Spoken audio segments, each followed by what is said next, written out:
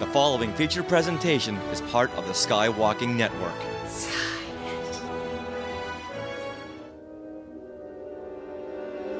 Welcome to Warsologies, the podcast about science and other academic fields of studies seen in Star Wars. I'm one of your co-hosts, Melissa Miller. I am a science writer and a contributor to Star Wars Insider magazine. And I'm your other co-host, James Floyd. I am a freelance writer for StarWars.com and Star Wars Insider Print Magazine as well. We've got a really special episode for you. It is one of our Star Wars Celebration Europe panels. We were in London in April for Star Wars Celebration Europe. We had a lot of fun, and we put on a couple panels, and we're going to have them available as episodes. This episode is a audio recording of my panel, The Science of Return of the Jedi.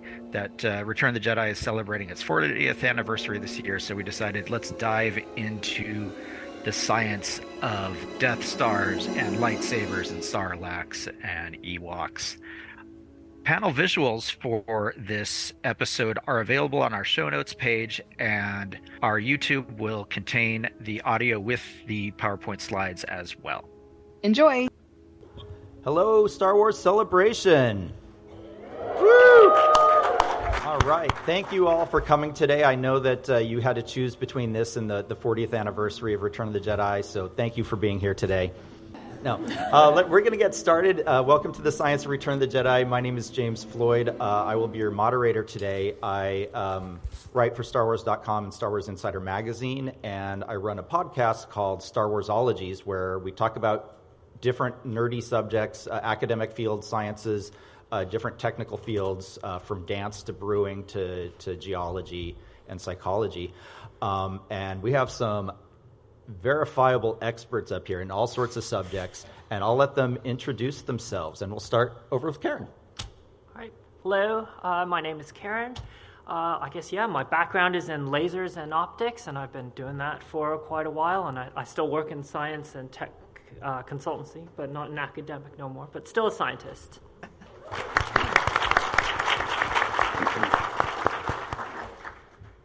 Yeah, hi everyone. My name is Carsten, and I'm a professor of physics and the head of the physics department at the University of Liverpool.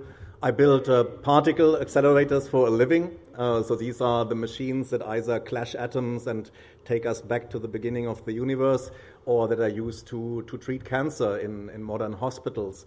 I'm also a Star Wars geek, and one of the most challenging audience to educate in physics are normally teenagers, and I realized a few years ago that one of the way of breaking the ice with them is to motivate physics through Star Wars, and that has been incredibly successful. I think this year is the first time I have a Mandalorian, several Jedi Knights, and several Ahsokas in the audience, so thanks so much for coming today.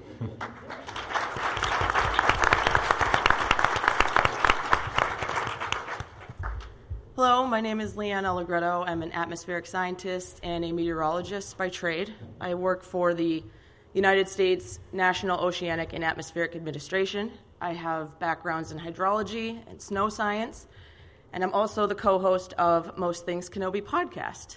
My co-host is right there. So.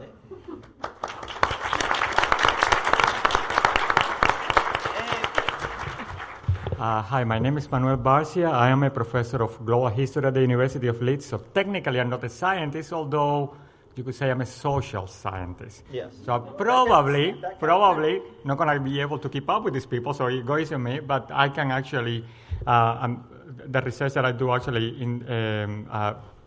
is very related to imperial history and how empires make use of advanced technologies to get on with what they're doing. So.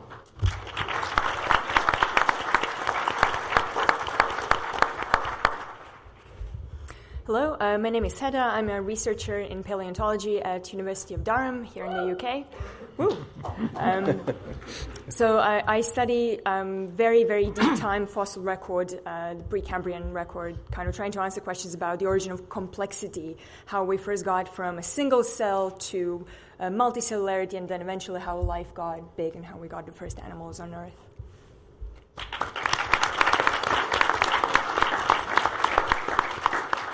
So when Han Solo said, "Where did you dig up that old fossil?" you could actually answer him. Yes.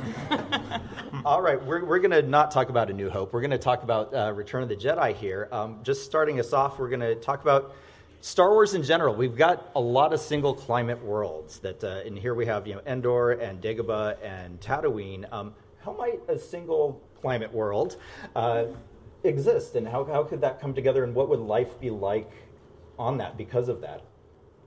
Well, I'll answer first. I know Tatooine is a desert planet, but even with an arid climate, there's still humidity in the atmosphere. Even a thin atmosphere can hold some quantity of humidity. And if you think about the water cycle, clouds condense, rain comes down, flows through the geography, evaporates, begins again. And if you look at the surface of Tatooine, there's evidence that there were rivers or oceans or some kind of body of water. And so it lends to evidence that there, at least at one time, was water on the planet. So you could do two schools of thought. It started as an ocean planet, and the atmosphere is so thin that the water itself leached out of the atmosphere, similar to Mars, or that there's an aquifer somewhere beneath the surface. Have you ever noticed that Tatooine's major creatures are all underground? They always come from beneath. It makes me think that there's some kind of aquifer, or the water has somehow been able to be sustained beneath the surface. So I do think if Luke's harvesting moisture from above the surface and there's creatures beneath the surface, water is present somewhere. And there's a couple shots in A New Hope, which we're not talking about, where we see clouds on Tatooine. So we know there's some clouds out there, but how would that might affect the life on Tatooine?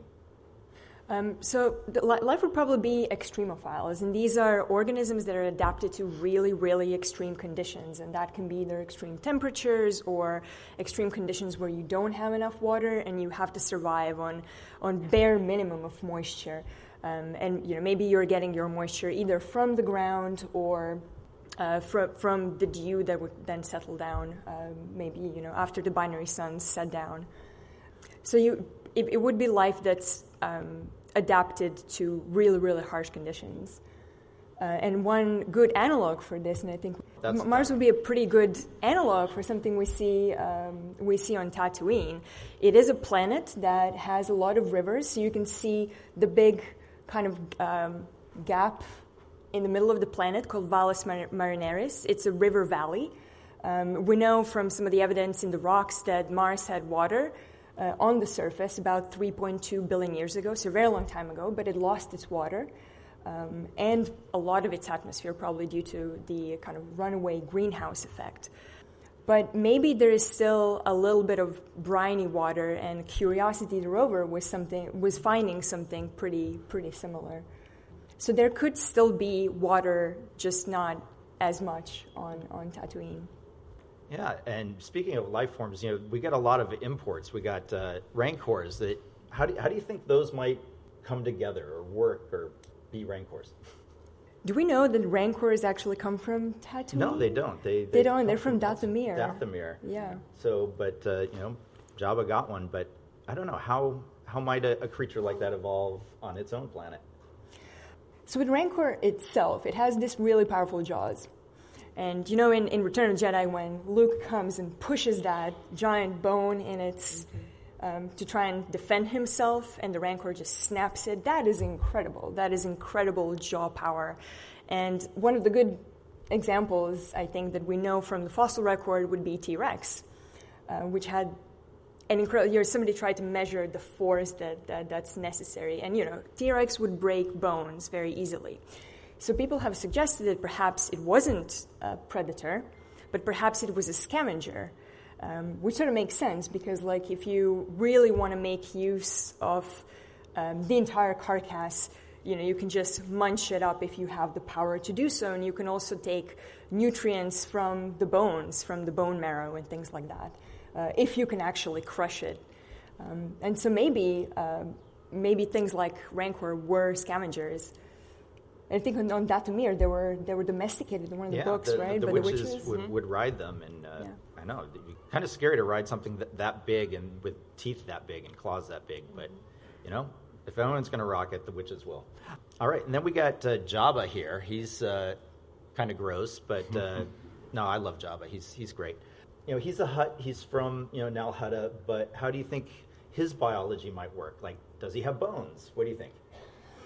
Apparently, canonically, yes. Canonically, Hutts do have an internal skeleton, which I found really strange when I read that at some point. And it was in one of Expanded Universe books. But they're very similar to slugs, right? And a slug or a worm is a very, very common shape that life produces. There are a lot of very unrelated things in the tree of life that have that kind of worm shape, slug shape. So it's something that's very, very easy to evolve. And even in vertebrates, so things with a backbone, there are these amphibians called caecilians. So they still have their spine. They've lost a lot of the limbs, but they're still very, very sluggish, and their ecology is fairly similar to an earthworm. So they love very humid environments, and Hutt is probably very humid. So it's really ironic that he lives in Tatooine. He needs to moisturize a lot. And then we've got the sarlacc, and this one is probably the most extreme form of alien that we see in Return of the Jedi. It lives in the ground. What do you think? So you've talked about water being present inside. So maybe it does that for access to moisture, to water that's necessary to sustain life. So it has like its own root system, like a plant, maybe. That's probably. But what's really fascinating about sarlacc, its anatomy, it has a lot of teeth, it has a lot of tentacles, and there are a lot of worm-type organisms nowadays that live in sand, that dig burrows, usually in sand under the sea or in aquatic environments. And they mainly do it for protection. So they would protect themselves from a lot of different predators or things that are maybe trying to dig them out. So it's very useful if you can dig in. I'm not really sure what a predator would be, right? I think that there is an interesting thing about the sarlacc. Once you fall in it, it takes 1,000 years to eat or digest you or so. There is a very slow process of digestion there. Yeah, it seems like in order to keep you alive, it would be expending its own nutrients into you to then consume you. That doesn't seem like a good conservation of energy. Also, it's pretty huge. Some very huge things tend to live a little bit long. So there are some sharks that live over 500 years, like the Icelandic shark. Probably it wouldn't digest you for 1,000 years. But things that can really slow their metabolism can live a lot longer. So that really makes sense that if it does have that slow metabolism, it needs something that's going to sustain it for a very long time. So maybe, tasty things like Boba Fett are really, really good to sustain you. I don't know how it can digest Beskar. What do you think? Karen, I don't know, did you work on materials or? So, I guess it's possible. I mean, he did spit him out and the armor out in the end, so maybe he couldn't digest it at all. But I imagine there might be a preservative in that stomach acid to keep it essentially salts the body that preserves it for the 1,000 years, so you got that slow release of nutrients. And I could see that maybe not Beskar again, but other metals it could slowly acidify and break that down for him. And maybe that's how it gets its vitamins. Yeah, that when you think about the life cycle of plastic, we think it's permanent more or less, but on the scale of a sarlacc, maybe plastic eventually breaks down. And And do you want to tell us about the real life sarlacc? Right. Yeah. So a lot of these worms that burrow into the sediment, they can. They're called preapulid worms. And they can reach out, so they would bury themselves in this sort of vertical type burrow, and they could reach out and just grab things. So they are predators, but they also do want to protect themselves from other predators. And they're, if you look at these little spines that they have, they're really effective at catching things and damaging the prey.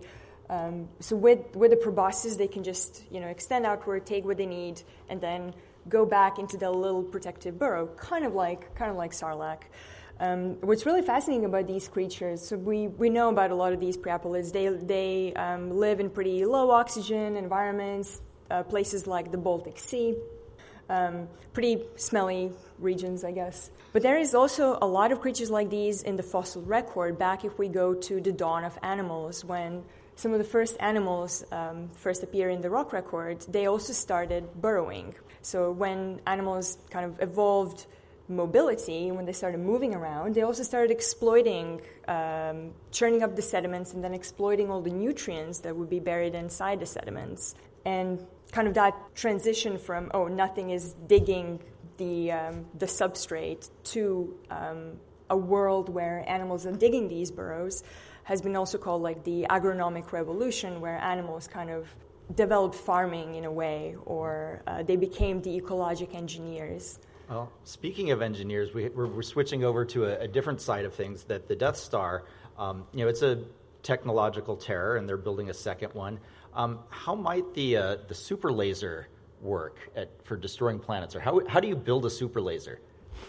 Yeah, so I think the first disclaimer I would like to make when it comes to technologies, when Disney gets scientific advisors to make their Star Wars films, do not ask physicists. It's not a great idea.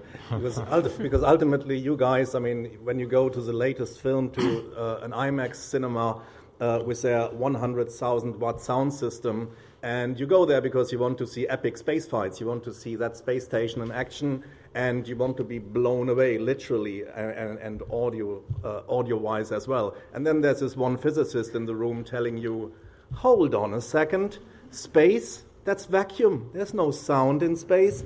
So basically you're sitting there in your physicist-motivated Star Wars film, silence. You don't hear anything. So that's a disclaimer at the start. So when it comes to the Death Star and the power that is required, and Karen is going to talk about the laser system as such, but basically your aim is destroy a planet. So what we are after is a power that is so strong that you can rip an entire planet apart. So that's an interesting thing to calculate. It's definitely not part of your normal textbook. So what you have to do is you have to integrate over every single atom in that planet, integrate it all and find out how much energy is needed to rip it all into smallest pieces. The answer is 10 to the 26 joule. So that's a 1 with 26 zeros joules of energy to destroy a planet of the size of the planet Earth. Now, just to put that into context, that is 20 billion times the total energy production on planet Earth. All right, so let me write this down so I can start working on this. 20 billion times the power production of Earth. Okay, because I'm up to 1 billion times the power production of Earth. Okay, 19 more. So just to add to that a little bit, that is just the energy that it takes to slowly take all the mass in an Earth-sized planet and slowly eject it out. If you actually watch it, it's a very slow process. If we look at the destruction of Alderaan, actually, this is actually a terrible, terrible control experiment. I'll explain why in a second, but you can actually learn a lot from this. This happens very dramatically, very quickly. Very similar thing is what the Russians did actually with the American nuclear testing. They took a picture of that original nuclear test. There was a very small shadow of a house, and they were able to calculate the yield of that weapon based off of that house and the size of that house. So if we do the same thing here to Alderaan, what we find is that you actually need way more power than that to get it to go this dramatically.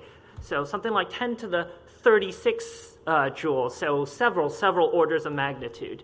To put that into a perspective, if we take the age of the universe, we would need about 2 million trillion times the current age of the universe to produce the energy needed given the current global output.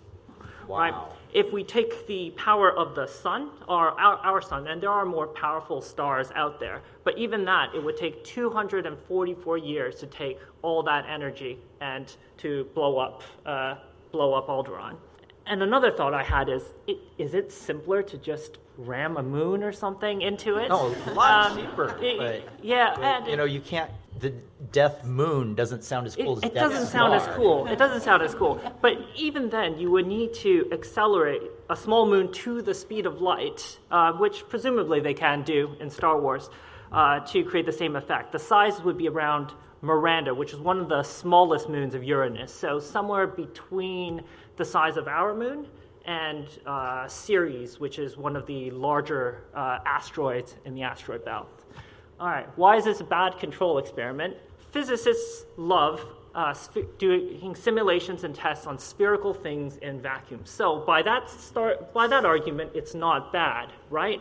But everything in space is more or less a spherical object in vacuum. You know, if you wanted to test this properly, they had their single reactor tests in Rogue One.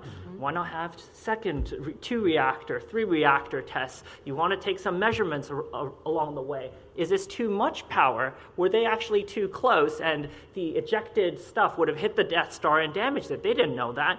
What Tarkin wanted was just a demonstration. He wanted a demonstration. That much is very clear, right? And so he just wanted to prove his point, but it could have ended disastrously for him.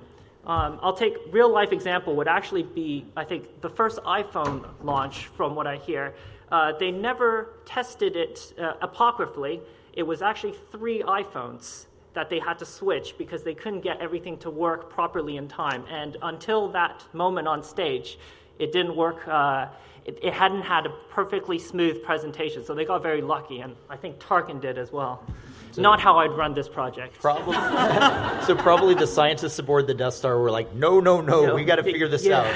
And then aboard the second Death Star, it's like, oh, let's blow up ships that are really, really close. And the scientists are like, yeah. But quick question for control experiments. I keep going back to the atomic bomb in the 1940s, right? We have seen that atomic testing continues until today. So the same technology, different technology, right? Because the wall, but the testing continues. So the Death Star having 1 test or 2. Say, yeah, exactly. I mean, you would test repeatedly all over the place with different combinations, right? I mean, sorry, I'm asking you this. I know I'm putting you on the spot because, I mean, you're a scientist and you're actually talking here about destruction of worlds. But that would be in line with what the Empire wants. It's like, oh, we need another test subject. Okay, that planet. But also, it's just that the Empire doesn't always listen to the scientist. So maybe, you know, we have our thoughts, but the scientists didn't really do so well in Rogue One. Yeah. So the Emperor doesn't listen to science. Tarkin doesn't listen to anybody, so true. He's just going to do what he wants. I guess it's also interesting to look into what do they actually come up with as a power source to power that Death Star, and they use a hypermatter reactor, which is the energy source. Now that sounds maybe completely crazy, but maybe doesn't mean it is impossible. And in fact, we have only really produced on Earth antimatter for the first time, antimatter particles, in 1995. So that's less than 30 years ago. And what we do know today is that 95% of our universe, we have no idea what's going on. So we need the next generation, the young people in the audience of today who really come up with breakthrough ideas to take us forward. So who is to say that hypermatter reactors do not exist one day? All right. This is the best segue ever to talk about Endor now. See how I segued there? It was great. But can you really have a moon that sustains life? What do you guys think? I think so. Yeah, I think there are examples that astrobiologists, and that is scientists who are trying to study habitable conditions elsewhere, not just on Earth. So there are different analogs, even in our solar system, that they're looking as sort of potential life-carrying planetary bodies. Europa is one of the moons of Jupiter, which is covered in ice, and it's hypothesized that it has an ocean underneath that ice. And it's still sort of unclear whether that would be tens of kilometers or hundreds of kilometers ice thickness. But if there is liquid water, then, you know, why not? It would probably be very easy to have very simple bacterial life. Forests are different. Forests are kind of more complicated ecosystems, and there's also oxygen. So how do you think there's oxygen in the atmosphere of the moon? Endor is very similar to planet Earth. And Endor is one of at least a dozen, I believe, moons of... So this is the forest moon of Endor, and then there's Endor, the actual main Big Daddy. But we also see evidence of life on other moons within the Star Wars galaxy, Orto Plutonia, and then Pantora. And Yavin 4. Yes. So if you look at the atmosphere of Endor, there's way more weather, there's way more atmospheric mixing. Forests require a lot of moisture, and I believe that there's mostly evergreens that we see as opposed to deciduous, so they can live through seasons. I would assume that there are some seasons. From the research I've done on Endor, it doesn't seem to be a solo, single biome planet. There's got to be at least some bodies of water, obviously more than Tatooine, but their atmosphere would be able to sustain a mixing, which would cause winds, cause erosion, and decaying of I have a question, but evergreens and such things. There's more going on in Endor. There's more going on. In fact, I guess I have a question. How would these communities on Endor, like Ewoks, how would they deal with radiation that's maybe coming in from the planet itself? Because Endor is a gas giant? And currently there's a lot of radiation coming in from Jupiter to its moons. And so people have hypothesized, maybe, having different research stations or bases on one of the moons of Jupiter would be really, really challenging because it's really difficult to protect yourself from that. So. Well, if you're worried about radiation, then ask what kind of radiation is going to hit them when the Death Star explodes just outside of the planet. They are all looking there, looking at their doom, because the whole planet is going to burn down the moment that the Death Star explodes. Correct. But, the Earth is shielded by its magnetosphere for protecting us from radiation, so maybe they have something similar on the Forest Moon, having a magnetosphere and an atmosphere kind of protects them from... or maybe not, and they're horribly mutated beings. Well, if they don't have an onslaught from projectiles, let's say that it comes in a little bit slower, it is somewhat bouncing back, it's protected a little bit by something similar to Earth. There's still going to be pieces that make it into the atmosphere. Those pieces should burn up. In that regard, you would have leftover, right? And that would be then emitted into the atmosphere. If it's a closed atmosphere where there's different layers of the atmosphere, it would then be caught and turn into kind of a dimness, the radiative leftover, if you will. And if that's the case and more keeps coming, it's going to cause a cooling effect because it's essentially a blanket, not necessarily a cloud, but a cloud of dust that's spreading out across the planet, cooling everything. It drops the surface temperature of the planet, and thus then we start to see the trees, the animal life, the plant life, and the Ewoks. Bad news for the Ewoks. It's like the asteroid that killed the dinosaurs. Correct. It creates a nuclear winter that lasts for thousands of years. Correct, yeah. Which could have been even worse, kind of long-term leading up to the extinction. So I don't know if the rebels saved Ewoks, unfortunately. Well, we know that most of the pieces of the Death Star ended up on a different moon of Endor on Kefbir, so maybe the rebels were just like, redirect. Which is good for the Ewoks, because Ewoks are really, really cool. Who likes Ewoks here? Okay, see? There we go. You guys all hesitated for a moment, and they were like, no, I'm going to own this, and then everybody did. So that's awesome. I love Ewoks. Tell us more about Ewok Society. What do you think, Manuel?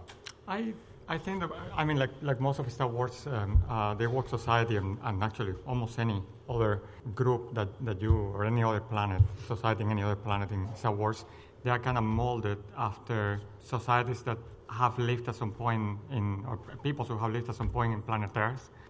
So to a certain extent, you actually come across a society in which people actually take care of each other. They're articulate as a society. They obviously have some traditions that can be seen as backward, but that actually has to do also with the foreign gaze, right? The outside gaze, because what you have here is a planet in which people are actually living their lives. Ewoks are living their life. I keep calling them people. The Ewoks are living their lives, and suddenly everybody's coming their way. There is a film that probably quite a few of you don't like, but anyway, it's Avatar. Actually, it's with similar issues. People start coming their way and start using their home for different purposes, either for colonization or for exploitation of natural resources, or just as a target practice in this case. There is, the portrayal in Star Wars actually represents this kind of infantilization of a society that is actually quite mature, because the Ewok society is quite mature. They have all the stuff that you would expect from a relatively mature society. But then again, jump. It's just, I mean, you're talking about the nice, the furry side of Ewoks, but can you also say something about the dark side of them? I mean, they are cannibals. Yeah. They want to eat our hero. Okay, they are trying. First of all, they are trying to eat another species of seeds. Try to look at the humans as chicken in this case, right? So that's the way I always look at it. But they're not eating other Ewoks. But again, this has to do with the foreign gaze. So you have the stories being kind of told from the perspective of the resistance, or you know. And if you look at the history of humankind, and this is something very recently, 100 years ago, you're gonna find in books and in articles and newspapers people from Africa or the Americas or Asia being described as cannibals. In fact, the word cannibal comes from Caribbean, from Carib, who were cannibals, by the way. But in the 1820s, for instance, there are several Europeans, including many British, who are going to Africa and referring to certain societies in Africa as cannibals. There is a Nyam Nyam in Central Africa. They are called like that in the literature. And the funny thing is that even before that happens, you have one British social scientist, James Stephenson, who writes a book in which he goes over every single piece of evidence that claims that there is cannibalism in Africa. So this is from the time of the first encounters with Africa in medieval times until 1820. And he never managed to find a single demonstrable case of African cannibalism. No one. It's 1820. I'm not saying that there wasn't cannibalism, but at the time he cannot find it. So it was not as widespread as you would think. And the point that I'm trying to make is that when you come into contact with a society that you think is more backward, it's very easy to pigeonhole them with epithets and with characterizations that probably do not reflect the actual society and the depth and the beauty and the spirituality of the society and the technological advancement as well. Yeah, that 3PO calls them primitives, but I mean, when you think about it, when did humans develop flight? That the Ewoks figured out how to make hang gliders, and they don't even have metal. That they're doing really, really well for not having metal accessible to them, and they're building catapults, and building giant houses on the side of trees. Have humans really done that yet? Not so much. So I don't know. What do you think it says about their technology level? I think again that it has to do with the point of view that you take when you examine them, right? And again, it could be because they don't have metal that they become an easy target for other people from the galaxy. Because again, this is the history of planet Earth. In the past 200 years, societies who have more advanced technologies, they tend to pretty much bully societies who don't have the same kind of technology. And you actually get very sophisticated kind of justifications for why it makes sense to go take your gunships and attack some society in order to civilize them, right?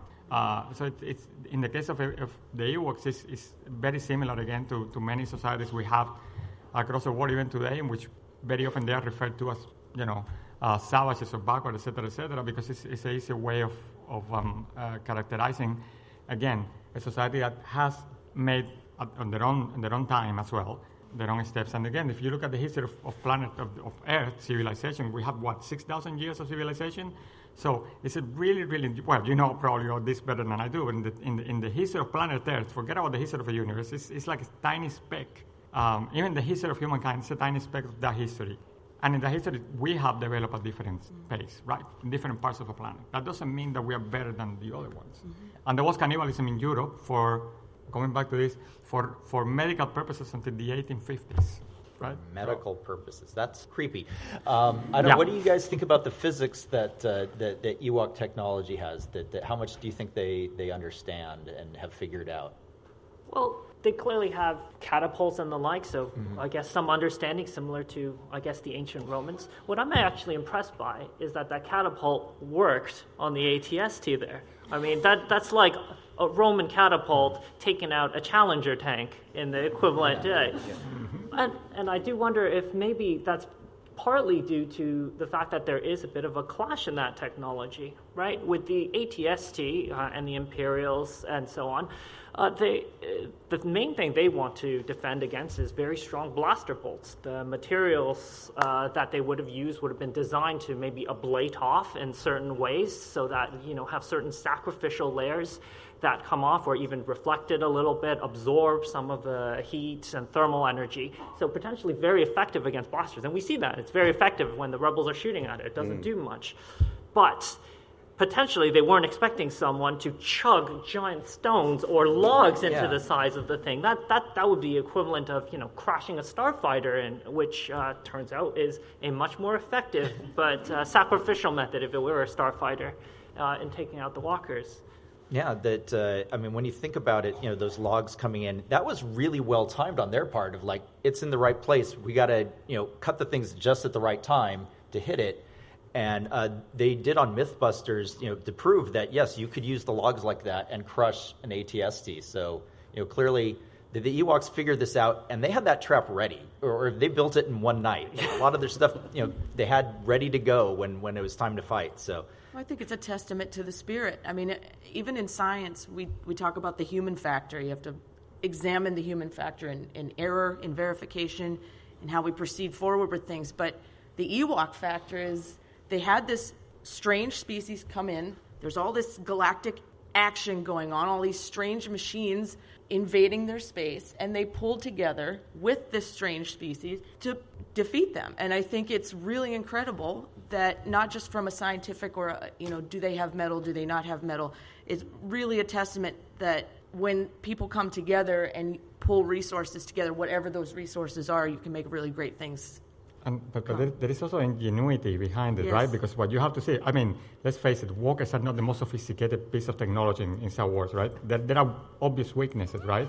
Yes. So you can imagine the Ewoks sitting around the fire and saying, maybe these tall guys, if we hit them here, they will fall over. It kind of makes sense that they are actually capable of identifying the weakness of the enemy, right? And to come up with a solution to hit them where it hurts, right? It's kind of sad that they would have to do that because it doesn't seem like in Star Wars there is, I'm going to say prime directive, but also in anthropology, one of the general rules that you should try and not to interfere with some. This doesn't. No, this no. The Empire doesn't do that. If you have things that are flying overhead, especially as they're building Death Star 2, then clearly they must have seen something. They must have had some stories about these strange space things happening. How do you think that would have influenced the society? Well, it's also to what extent, and this never happens in the film, obviously, we could probably write something about this, but when was the first time that Ewoks had contact with the outside world, with any other species in the galaxy? Well, what kind of contact that was?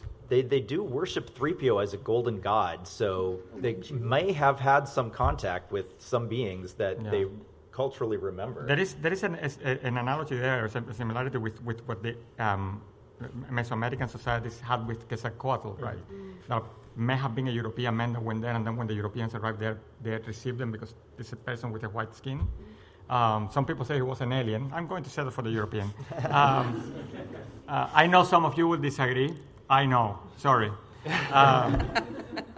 But there is again, I think that one of the things that I really, really like about the Return of the Jedi in general, Star Wars, is that very often the cases the examples are actually drawn from things that actually happened to a certain extent.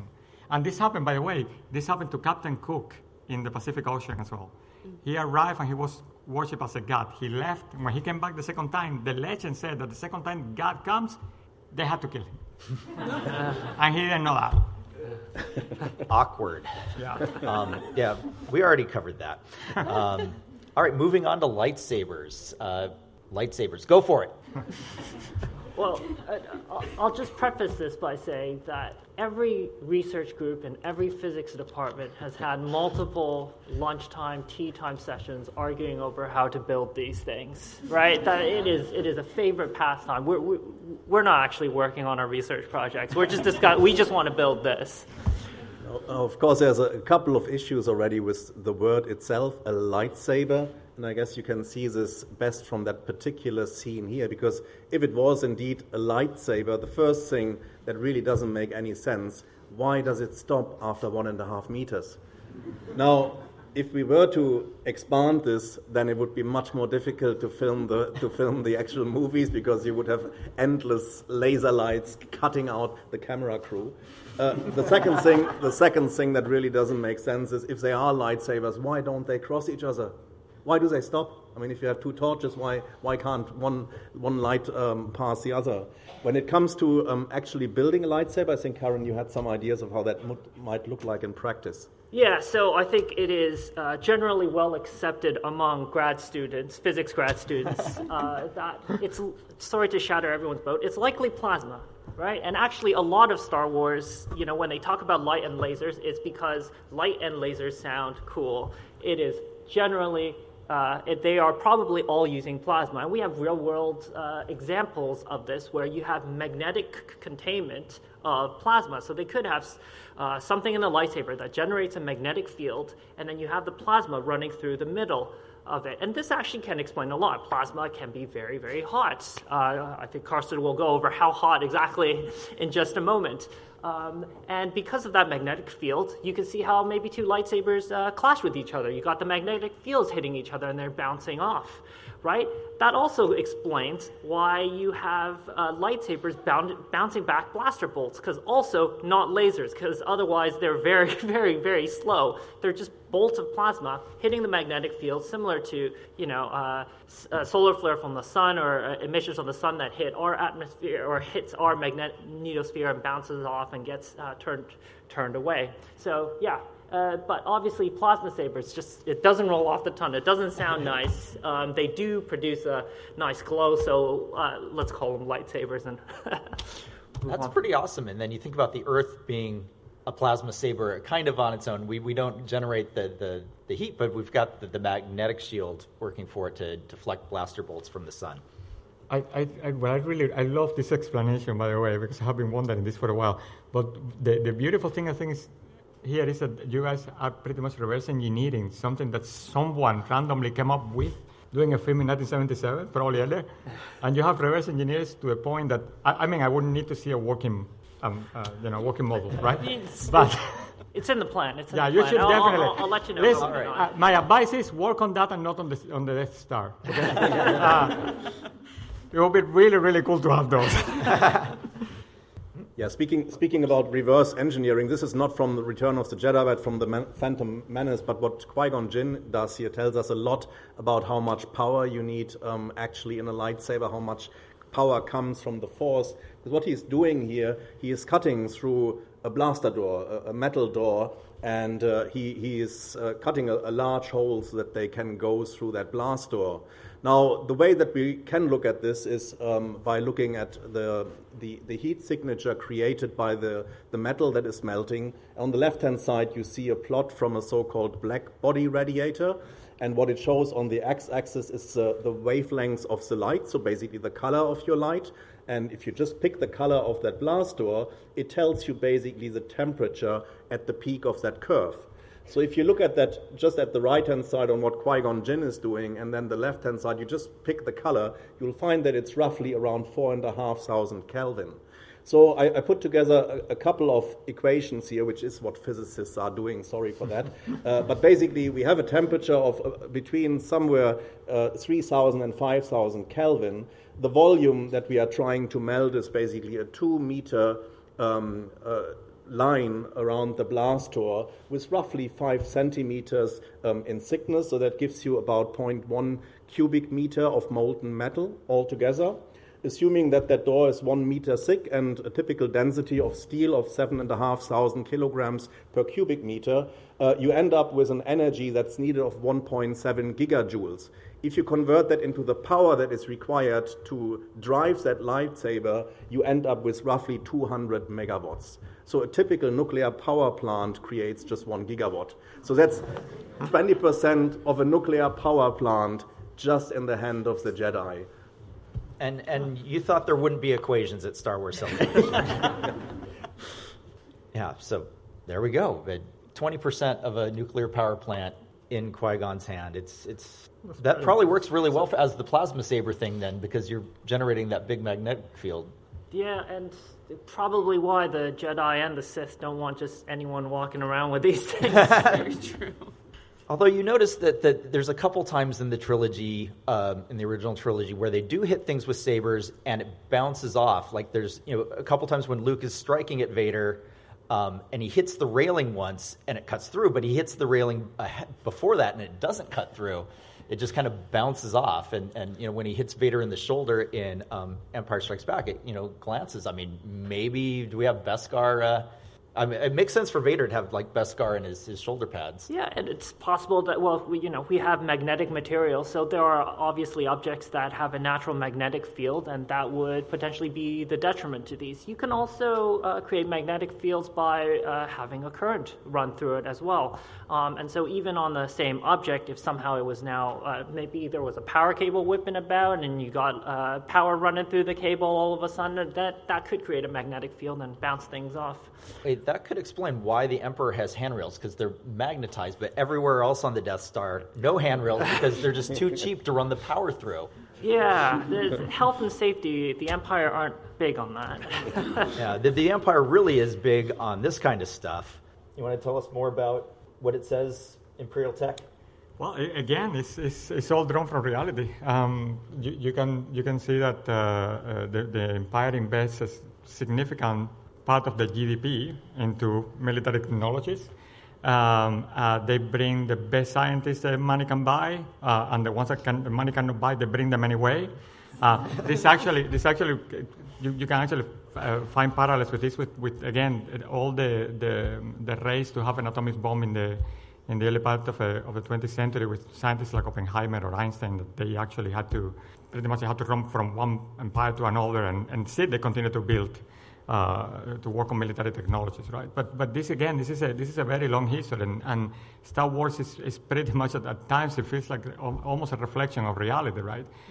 If you look at the 19th century, how vast parts of the world were colonized by European mostly empires, you can actually see how, for instance, new technologies like the steam, right? Steam ships, they are going to become vital for this kind of conquest, because they can actually move anytime they want. They don't need the wind to go anywhere, so they can actually reach farther than others. They also go faster, and they give a significant superiority against other peoples. And if you look at the Return of the Jedi in particular, but in general, to Star Wars, I mean, the last episode 9, you can see what Palpatine is doing at the very, very end. He's assembling a massive, massive fleet, right? This is the way, for the Emperor. This is the way, smashing everybody.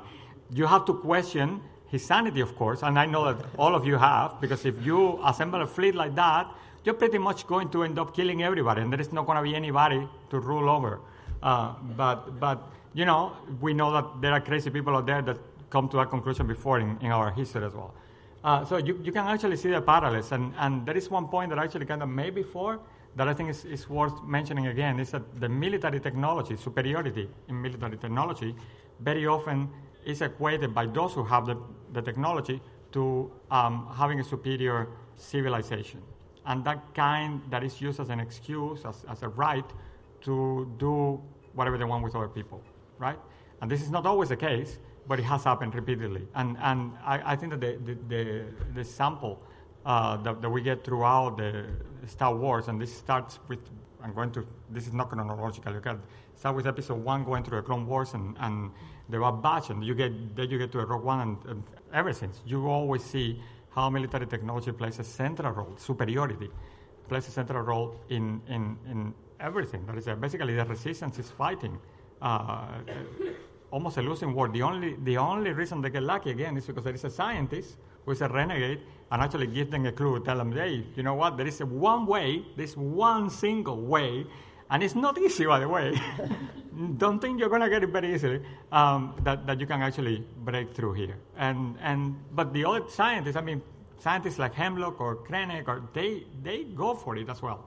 They get swayed by power and by what they can do, because very often you have some of them that what they are actually doing is research. Sorry, I know I'm surrounded by scientists here, a little bit scary about what I'm going to say now, but scientists have been swayed by these kind of things, and they have actually built technologies that actually kill people. And guns are an example. Many guns, I would say probably since the 17th, 18th century, new technologies that usually carry the names of their creators, Remington, Mauser, and you can see Makarov. Sorry, I get carried out.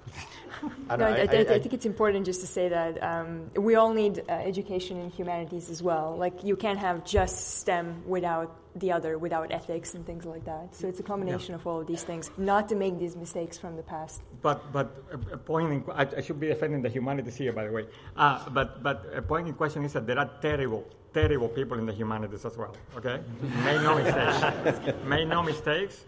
Well, we have quite a bunch of dictators in the past 100 years who were historians like I am. So I should be making the other point though.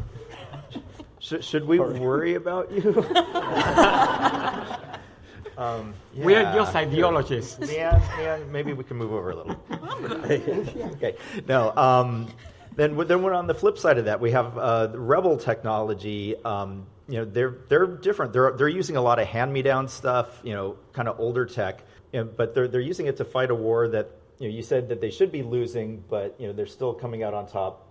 What does that say kind of about them and what kind of technology they're into? It's ingenuity. You are dealt a hand and you make the best you can about it. In the panel about resistance, probably we'll talk about this long because we don't have a lot of time, but in reality is you have, and the scientists probably will back me up here, you have access to wood, you have access to rocks, you make what you can from there. And you try, but also with the rebels, and the resistance, they are constantly, and you will know this, constantly stealing weapons of one kind or another from the empire. That's pretty much the first play in the playbook. Let's steal. Yeah. Speaking of stealing, we have crime lords. That what do you think? When you have a planet run basically by a gangster, how do you think that plays out? Are other examples of that in real world? Where you have countries basically run by criminals? Let me think. Wow, I guess I just set you up there. There are. I'm just going to say one thing though. There are crime lords that identify themselves with being crime lords, and and there are a lot of crime lords that pretend to be. I'm going to quote the emperor. I love democracy. So. All right, we won't touch that anymore. Other things you should not touch. Force lightning. Do you guys have any thoughts on how that might work? Well, it's probably the one demonstration experiment that you guys all have tried at school, the Thundergraph generator, which makes your hair stand up and where you can send small lightnings to your classmates. I guess you all have enjoyed that. And just think of making it a bit bigger by using not the electric force, but some other magic force that we haven't discovered yet. So I think that's something which I could definitely see possible. Yeah, if we want to go for a crazier science take, this could be lasers.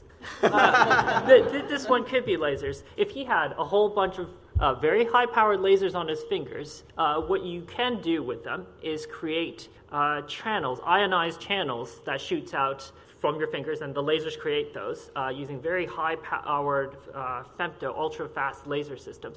And those channels basically create an ion path to wherever the endpoint is. And there are examples of this where you could have lightning follow those paths down. Just to talk briefly about femtosecond lasers, because I love femtosecond lasers. They are very fast. They are very, very short pulses of light that has tremendous amounts of energy, and that's what makes them so interesting and so powerful. We know a nanosecond is very fast, right? It's about it's a billionth of a second. A femtosecond is a millionth of a nanosecond, so way shorter. And what you can get with that is, in that very small period of time, put in a lot of energy. So the analogy I like to have is if you're outside walking for 2 hours and it's just drizzling a bit, That's a bit uncomfortable, right? Now you take all that rain that fell in that 2 hours and have it all fall on you within a second. Now you're soaked, potentially knocked off your feet, and that's what we're doing with a femtosecond pulse, cramming a lot of energy, or a little bit of energy actually, into a very short bit of time. And that's probably the best example of our real-world super lasers as well. You can get, and femtoseconds not even the fastest. You can get attosecond pulses now, which is a billionth of a nanosecond. I have a point to make about the lightning. Go for it. Oh, if we're here's my problem with the forced lightning. If we're actually talking lightning itself, when it comes from a cloud, thunder, right? You can do the 1,000, 2, 1,000, 3, see how far away the lightning actually struck. If Palps is doing the force lightning, there would be a barrage of sound. Because what lightning does is split the air mass in half, and when it comes back together, it's the sound wave, the sound that emits from that. So that's what thunder actually is. So if he's doing all of this, they're getting all of the sound all in that small room, which I guarantee has an echo. And I don't know with Vader's helmet how that's going to send him to the ground or what, but it would be a disaster. Not just because of the lightning, but the sound itself would rock everybody in the room. So maybe that's what really causing Luke so much distress. Perhaps that's it. I'm getting shocked. That's nothing. But no, my ears are exploding. Stop it. We learned that the sound doesn't work. Yeah. Right.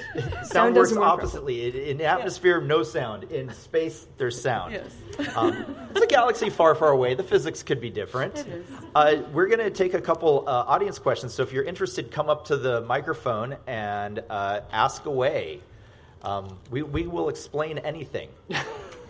Just whilst we're waiting, maybe a couple of comments about this real-world super laser that we have shown, because that's current science. Just last year, there was a first attempt to reproduce what's going on in the sun and to have the first fusion reaction going on to produce energy. So that was the first time ever that mankind showed that you can actually extract energy from a short laser pulse and generate more energy than you put into the reaction. 2 megajoules were put in and 3 megajoules were produced. So that's really an important step towards having that kind of super laser technology for peaceful purposes on planet Earth. Good point. Mining. We're doing mining and resource extraction, which is always peaceful too. Okay, we have a question. I actually have two questions. One was literally just about nuclear fusion, actually. I was going to say, I assume that you were saying that it would take 244 years of essentially nuclear fusion, the power of our sun, to be able to blow up a planet. I assume that in the Star Wars universe, we're assuming that they haven't achieved nuclear fusion, because otherwise they would maybe be able to power the explosion of a planet a little bit more effectively. Yeah, so there they do that with hypermatter, which is that mysterious matter that we haven't discovered yet. But so there's no indication of nuclear fusion in the Star Wars universe? No. Okay. My second question was to do with the radiation of Ewoks. So obviously the nuclear radiation causes global dimming, which would lead to a potential ice age. But that's happened obviously previously on our planet Earth, and mammals survived and became what we are today. So do we think that maybe Ewoks may be able to survive in the same way that our current mammals did, and we may just see a rebirth of the Ewoks? They could go underground and become like little troglodytes and then come back, and maybe, a couple million years they'll be Ewoks, but they'll look entirely different. But then the furry creatures survived the ice age and survived. Absolutely. And I think Ewoks may be fuzzy enough to survive an ice age. They're really resourceful. And so the really great thing about mammals, they were around throughout the whole Mesozoic, the time of the dinosaurs, but we were really tiny and inconspicuous. And we just hung around. We didn't do much. We didn't evolve all these amazing, crazy shapes and large size. And in fact, all of these top-of-the-chain organisms were some of the first ones to succumb to mass extinction and to these climatic changes, nuclear winter and things like that. Whereas Ewoks are really resourceful. They're tiny. They don't need a lot of resources. They would eat each other, so they would, they would survive. I'm not saying it's pretty, but... So chances are the Ewoks will survive the nuclear winter. They'd probably make it through. Fair enough. Thank you. Now I'm thinking of all this post-apocalyptic Ewok stories we could tell. Do we have any other questions? Yes?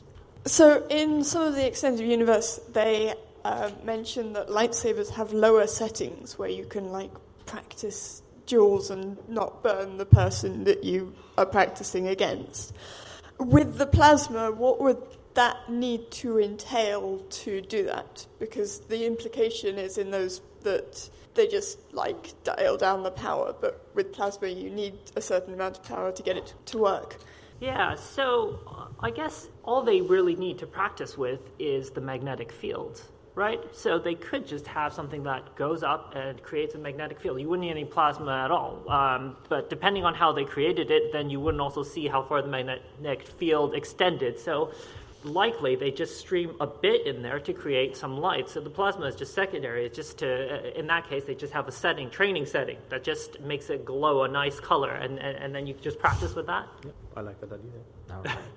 Okay, we got one and two more questions, and then we'll wrap up really quick. This will be brief, but it's the question actually we all came here to have answered, please. Parsec, distance or time? That is a New Hope question and a Solo question. So if you saw Solo, you know the answer to that. This one's for Manuel. Obviously in Return of the Jedi, there's no more clones. They've been phased out. Palpatine essentially used the clones to establish his empire, and then he phased them out for the stormtroopers. I'm wondering, is there any parallels in history or examples of history of that practice? Let me think. I need a moment. No, again, yes, there are plenty of them, and I don't want to stride into politics really, although I already did. So, whatever. You can see this with for instance, in World War II, the British Empire used the workers to fight against the Nazis, right, against fascism. And more than one opportunity we have seen. If you live in the UK, you have seen the news of burqas being, having issues with the citizen rights or just the contribution being diminished to a certain extent.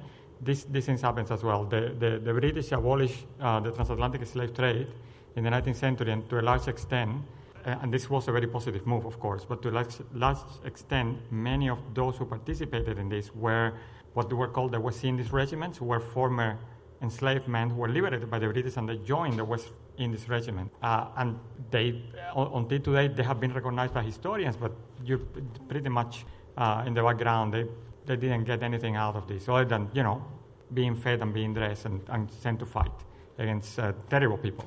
There are parallels, and these are the one comment in my head, but I'm pretty sure you can find plenty of them. The Roman Empire is a case in question. They would use anybody, and then they would discard them.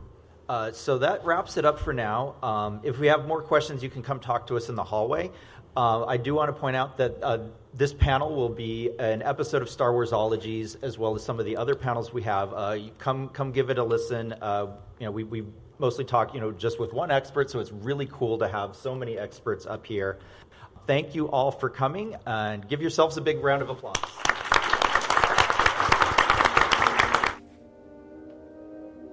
That wraps up this episode of Star Warsologies. I'm so glad you all got to hear James's great panel. We want to thank all the amazing panelists who joined us in London. We had such a great time there, and we want to thank all of you for listening. If you're looking for the links we talked about or want to see more of those images, check out our show notes page and our Star Warsologies YouTube channel, where we post the episodes with the related visuals. If you have an idea for a topic for Star Warsologies or know an expert that we should interview, let us know at Star Warsologies on Twitter and Instagram, or at starwarsologies@gmail.com. That's StarWarsOlogies. We also have a fan group on Facebook. It is called Star Warsologies Podcast Fan Group. So join today and chat with us and with your fellow listeners. Also, remember to share this podcast with your nerdy friends and rate, review, and subscribe to the podcast on your favorite service. No topic is off limits, even figuring out how the binary language of evaporators is different from the binary language of load lifters.